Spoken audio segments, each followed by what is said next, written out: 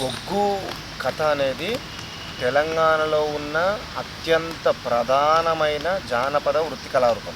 ఇది గొల్ల కురుమలకు సంబంధించినటువంటి కళారూపం.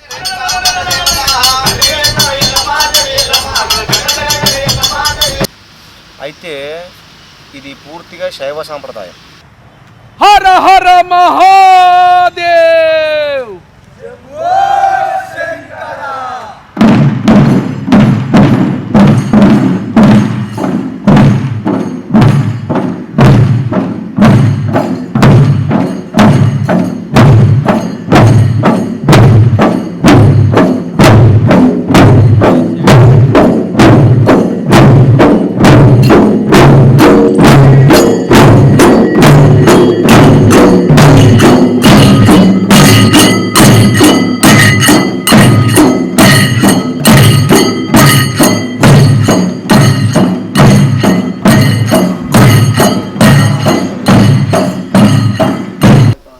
కళాకారుడు బతుకుంటే కళను కాపాడుకుంటాడు.